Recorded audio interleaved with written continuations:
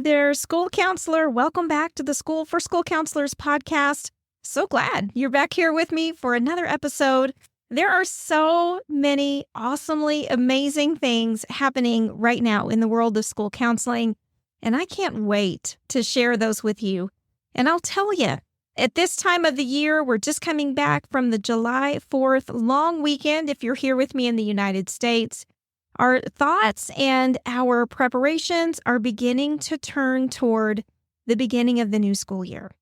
We have lots to consider as we think about how we're going to conduct our business, how we want our programs to look, and maybe some things that we want to change. So we're going to be talking about those in the next few episodes to help you plan and prepare for your very best year ever.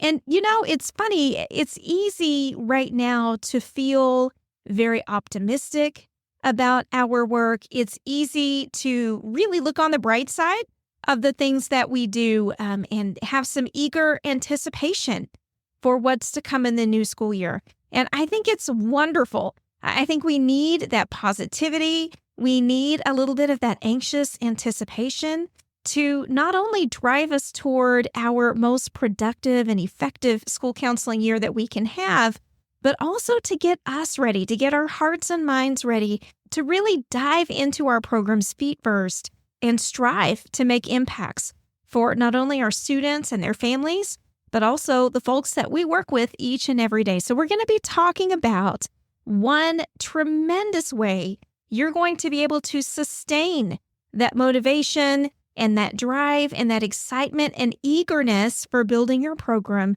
throughout the entirety of your school year. I'm so glad you're here. This is the School for School Counselors podcast, and I'm Steph Johnson, a full-time school counselor just like you, on a mission to help school counselors create programs that are impactful, but also feel sustainable. I want you to love going to work every day, and that is my mission here with this podcast and with my School for School Counselors Mastermind. And I'm so glad that you've joined me for this ride. As I said earlier, it's easy to feel excited and motivated toward our work, or at least most of the aspects of it, when things are going well or when things are feeling new. But what about when they're not? What about the days where things don't feel like they're going well? What about the middle of the year when things are starting to feel really old and tiresome? Sometimes it feels like Groundhog Day, doesn't it? The same things over and over again. The same calls, the same kids. I get it. I live in that world too. What do we do then? How do we cultivate joy in our jobs? How do we stave off bitterness, resentment, or just straight up exhaustion? Well, the answer won't surprise you, and you may, when you hear it, sort of groan internally a little bit. You might roll your eyes, but we know that this is true. We know that this is one of the single most powerful things that you can cultivate to help have your best school year ever. Not only do we know it anecdotally from the thousands of school counselors that we've mentored and supported throughout the years, but we also know this from peer-reviewed research. And we're going to give you some resources in the show notes. If you're interested in looking up that kind of thing, we're going to be able to back up this argument. But for now, I want to lay at your feet one of the single most impactful qualities I think a school counselor needs to feel successful, productive, and fulfilled. And my friend, that's gratitude. We know from the literature that gratitude can help reduce stress. We know that gratitude helps to boost our own emotional resilience. And nothing for nothing, we need that, right? We hear the worst of the worst that our campuses have to offer. We hear the stories that no one typically shares out loud, and we're left to process those and handle those on our own without sharing with others, and that can be a tremendous burden We need that emotional resilience to help carry us through. Gratitude also boosts our motivation and our engagement in our work. That creates sustainability. And sustainability means that we're going to be able to remain in this field for the long haul. And let's be real, students do not need a new school counselor on their campus every 2 to 3 years. It's not good for them, it's not good for the staff, and it's not good for the community. So the more sustainability that we can develop within our field is only going to serve everyone involved, the school counselor, the campus, the students, and the community. I think, too, that on a school counseling note, gratitude helps build bridges. And it does this in a few ways.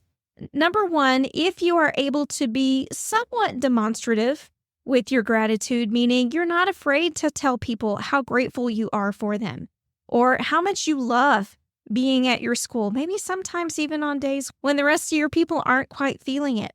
If you can openly appreciate others or openly appreciate your collective circumstances, it reduces tension and it also fosters collaboration. We want to have that trust and that mutual respect flowing back and forth on campus. No one wants to be around a bitter school counselor, one who feels overworked and underappreciated, and it makes it very clear that they don't want to be there each day. And y'all, that sounds terrible, but that's an easy mindset to slip into, especially when we take into consideration some of the campuses that either you or some of our other colleagues are working on. The environments aren't great. The structure and setup of the school counseling program is far less than ideal, and it's easy to slip into that state of mind where you become very bitter and resentful. In the same line of thought, we also don't want to become that militant school counselor. Have you ever met one of those? The person who just stands around and barks all day about what they should be doing, what they are doing versus what they need to be doing, how they don't have enough time, how they don't have enough support, blah, blah, blah, blah, blah. And while I get it is our job to advocate for our roles on campus, we have to be very careful about how we go about our advocacy. And I think that's one thing that has been gotten very wrong in our field. We can't just stand on the corner and start shouting about what we need. That's not going to compel anybody to want to walk over and help us. But getting back to the point, we don't want to be that militant person who is just constantly complaining or ordering or issuing mandates about what should be happening. We need to be able to find a kernel of gratitude for what we are doing currently on our campuses. And, cultivating this gratitude and building these bridges with our staff so that they understand how much we appreciate them, even in less than ideal circumstances, so that we're reducing tension, we're encouraging collaboration, and that we're building this trust and mutual respect instead of barking or complaining all the time. That could take a minute to build the kinds of relationships and trust through gratitude that we want to build. It's not instantaneous for sure, but I think we can all agree it is definitely worth a good try. Everyone stands to benefit from this approach. There are absolutely no drawbacks. Practicing gratitude in school counseling also shows that we practice what we preach. It drives home the message that we're the real deal. We are modeling for our students and our staff through our own demeanor and our own choices and words. And that's kind of a heavy responsibility when you really stop and think about it. Beyond all of the other pressures of school counseling, we're sometimes expected to conduct our business on a higher level than others on our campus. And that's a huge weight on our shoulders. However, if we can do this and do it well, we are going to encourage others on our campus to emulate the way that we are doing business. And then they build empathy. They build emotional intelligence. And they build resilience. Practicing gratitude as a school counselor also encourages our own professional growth. In the practicing of true gratitude, we're going to have to really embark in some deep self-reflection. We've got to pause for a moment to really consider all aspects of our work. Now, we could take it on a surface level. And again, that's probably going to lead us back toward the path of feeling frustrated or resentful or slightly complaining about our circumstances.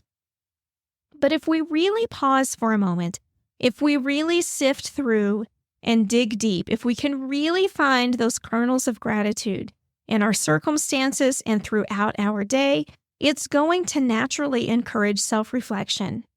And as we reflect on our roles, the way that we're serving students on our campus, and perhaps ways that we could get better, it's going to drive our professional growth. It's inevitable. So there are tons of benefits for practicing gratitude as a school counselor. Stress reduction, emotional resilience, sustainability in the field, building bridges and trust with others on campus, practicing what we preach, and encouraging our own professional growth. And this is just a sampling, really, of the multitude of benefits that you can realize through a true gratitude practice. The thing is, though, gratitude can't be one of those things that you just, happen to try when you think about it, when the day's kind of slow and you're just sort of sitting and reflecting and, maybe I should think about some things I'm grateful for. That's not a gratitude practice. A gratitude practice requires intentionality. It requires elements put into place that ensure that you do not forget. Because part of cultivating true gratitude is being able to do so consistently from day to day, and sometimes reflecting on the changes as you go through your gratitude journey. So I think there are a few ways that you could look toward in incorporating gratitude into your school counseling day. And again, this list isn't completely comprehensive. You'll probably think of more as you hear me talk through these ideas, but the point is to get your mind going in that direction so that as you're planning for the new school year, as you're scheming and dreaming for the things that you want to do to best serve students, you'll be able to incorporate some of these mechanisms for gratitude into your plans. I think it's going to be amazing, and I can't wait to hear what you decide on. So first, campus walks. Just walking your campus periodically, looking for what's awesome instead of what's not. Really being mindful in that journey. Taking walks and really looking for what you love, what you're grateful for, what lights your heart up as you work through your day, and then intentionally communicating those points of gratitude to your students, your staff, and even your community. What about, for example, some newsletter sections, perhaps entire newsletters or social media posts related to themes? I'm grateful for this on our campus. I'm grateful for our team. I'm grateful for our students' success stories. I'm grateful for our family vibe on our campus, whatever it is. What about choosing a different theme periodically and communicating information related to gratitude to everyone who wants to read or listen? That could be a tremendous step toward not only enhancing your own gratitude practice, but encouraging it in others as well. How about a gratitude board, or what some people call a smile file? The things that just light your heart up, the notes or the well wishes or the little scribbled pictures that just make you smile every time you see them. Keep them visible. That's only going to encourage you to reflect on those and remember that we can find something to be grateful for in every single workday. Another idea, how about intentionally sitting down to send emails or handwritten notes to staff members. Now, traditionally, we see this done by administrators on campuses if they're really good.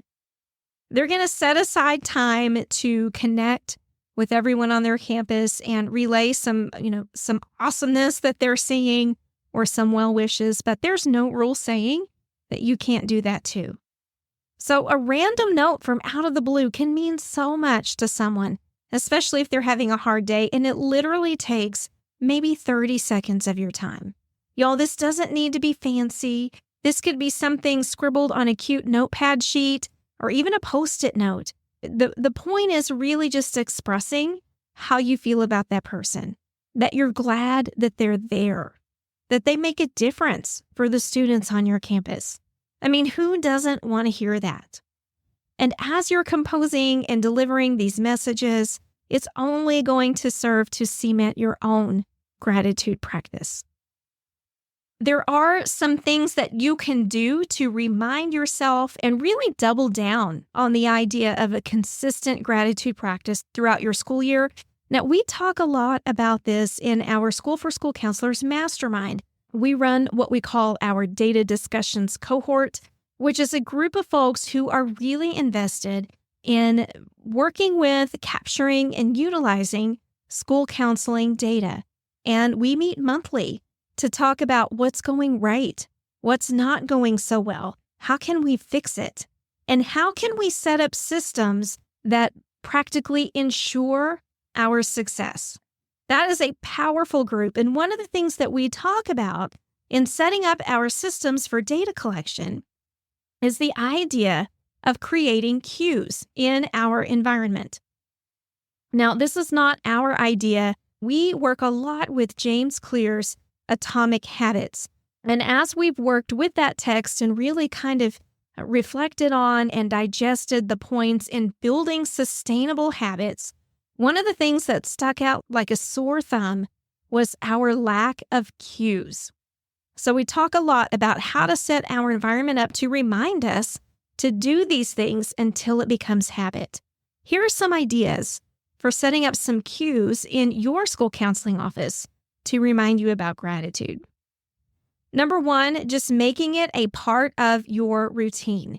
If you're the kind of counselor who sits down and outlines a daily schedule or a daily task list or to-do list, or even if you time block your day, those are going to be great opportunities to remind yourself to devote just 5 minutes to a gratitude practice sometime within your day. You can also incorporate them as part of a transition ritual. And we talked about transition rituals at length in episode 54 last summer in July, where we have a ritual that signals to our brains that the workday is done and personal time is beginning. It is a powerful practice to really help you set and keep some great boundaries between school and home. So if you're not familiar with the idea of a transition ritual, I'm going to encourage you, go back and find episode 54 and listen to that one, and it will get you all lined out. But for the purpose of the conversation today, think about incorporating a gratitude practice within your transition ritual. So personally, I have a transition ritual at the end of each day. I take off my name tag that I have clipped to my shoulder. I clip my set of master keys to my name tag. I take one deep breath, and I think about one thing I'm grateful for at the end of the workday. That's my transition ritual. It's not fancy, it's not elaborate, and it probably takes between 20 and 30 seconds. But for me, it is so super powerful because I'm signaling to my brain, let go of the workday, my personal time is beginning, and we will be able to pick all this up tomorrow. And last, as a last idea, this is something that was suggested to me by a colleague in our podcast episode 87, the amazing Jessica Nige, who I have the pleasure of working with within my school district, practices 3 good things. At the end of each day, she sits down and conscientiously reflects on 3 good things that happened in that day. And sometimes they're big, giant, mind-blowing moments, and sometimes they're very small and might even seem insignificant at first thought. But through intentionally cultivating this practice of 3 good things, Jessica not only is more invested in her work than ever, but she's been able to push through some really big challenges on her campus with grace, with dignity, and with the renewed desire to serve her students. She's an amazing role model for all of us. If you haven't listened to that episode, go catch it, episode 87. But consider incorporating gratitude into the end of your day as 3 good things. As luck would have it, we have our free Modern School Counselor Planner available right now, and there is a spot at the bottom of each day that is purely available for anything you want it to be. And a lot of the school counselors that we've talked to are using that space to record moments of gratitude for their day. And I got to tell you, I'm going to try to start practicing that this year for myself as well. I think not only is it going to be very powerful in strengthening my gratitude game, but it's also going to be super fun to flip back in that planner and reflect on some of the things that I picked up on earlier in the school year, to see how things changed over time and to see maybe how my perspective changed as well. So I encourage you, find some ways to incorporate cues and habits into your gratitude practice so that you never forget to stop and think about what really makes your world shine as a school counselor. All right, so I hope that kind of gets your mind going about some things that you can do. Remember that if you want to incorporate these aspects into your program, you don't need to do everything I mentioned, right? You can start small. Choose one thing to incorporate in your day, or one practice or mindset. Perhaps it's a mantra. Whatever gets you through your gratitude game, choose one aspect and then commit to implementing it fully throughout your school year. And I think you're going to be pleasantly surprised at the results. Hey, last week we did something really cool in the School for School Counselors world. We opened up registration for our annual Best Year Ever event. And y'all, I cannot tell you how excited I am for this year's Best Year Ever. Not only because I know it is the single most impactful event that we host all year long, but also because we have lots of new material, new ideas, and new sources of inspiration for you as you begin the new school year. It's going to be fantastic. And the best part is, it is 1,000% free to you. All you have to do is give us your email address so we can send you the link and where to join us each day, July 23rd through the 26th. But also, y'all, this is a no-pitch event. That means it's not a bunch of workshops where people try to pitch you their curriculums or their resources at the end. It's not like that. This is straight up school counseling information. It's going to be great reminders for those of you that have been in practice for a minute. And it's going to be some wonderful insight for those of you that are getting your school counseling program started within the first 3 years. We also have some phenomenal new material. When you see this, it is going to totally blow your mind and give you a completely new perspective on your work. Now, that sounds like a big promise, but I'm here to tell you, we are ready to deliver. So if you want to see what it's all about, head over to our website, schoolforschoolcounselors.com/bestyearever. Get all signed up, and y'all will take it from there. We'll make sure we get you all the info, all the links to join us July 23rd through the 26th, each evening at 8 p.m. Eastern.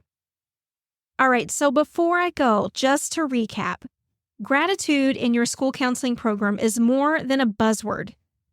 It's more than just a trendy movement or something that sounds cool, right? It is really important to sustain those days that aren't so great, to keep you moving forward when it feels like everybody is trying to push you backward into the role of a guidance counselor, when we feel bitter or resentful or just plain tired and overwhelmed from the things that we see and hear every day. Remember the benefits of gratitude for not only yourself, but as it spreads throughout your campus, and to establish some practices or cues to help keep that gratitude practice going. I hope this helped you get motivated and inspired for the upcoming school year. I, for one, cannot wait for the new year to start, and I hope you feel the same. As we leave this episode, don't forget to go sign up for Best Year Ever, schoolforschoolcounselors.com/bestyearever, and I will be back soon with another podcast episode just for you. So keep listening. But until then, I hope you have the best week. Take care.